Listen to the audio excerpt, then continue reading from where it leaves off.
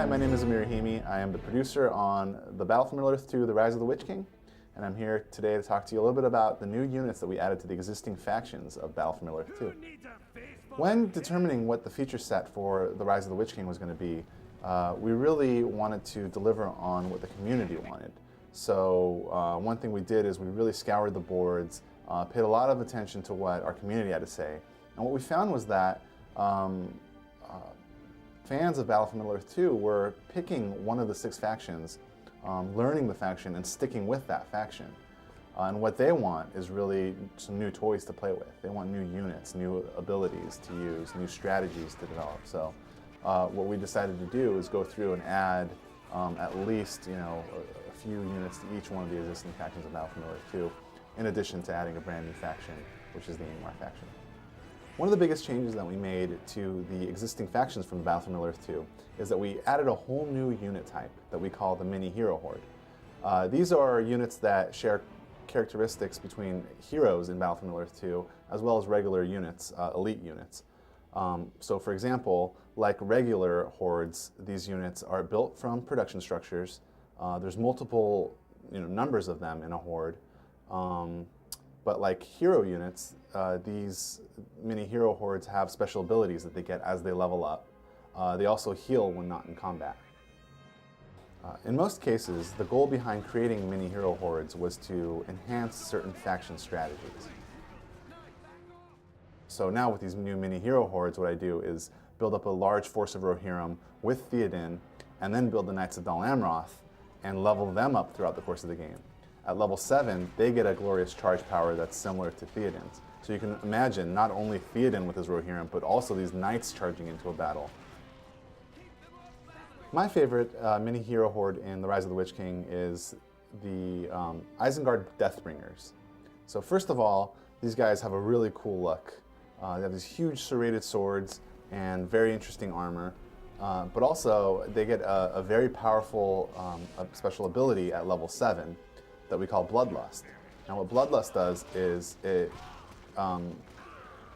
triples, or maybe even more, the amount of damage that these Deathbringers do, and it also increases their speed significantly.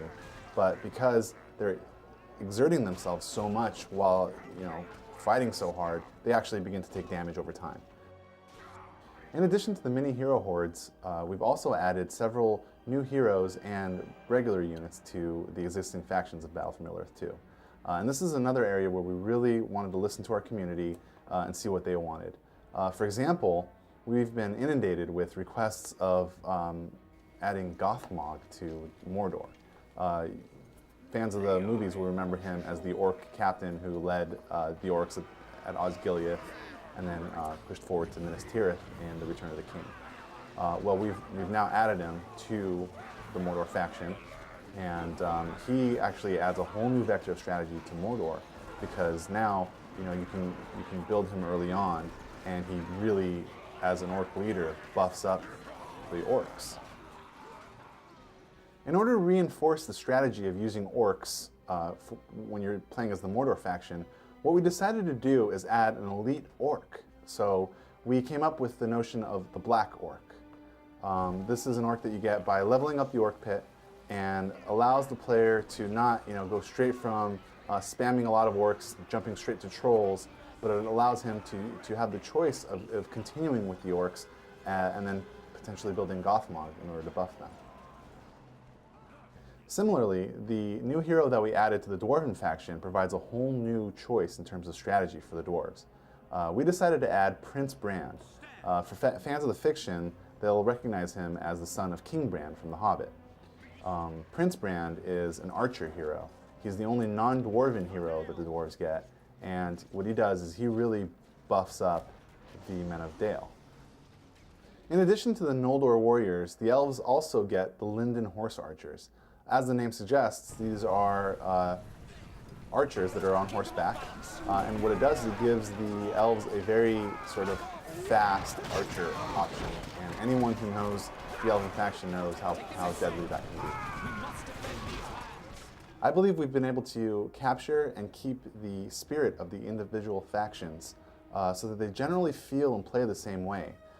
But what the new units to these existing factions do is that they enhance certain core strategies as well as introduce brand new ones.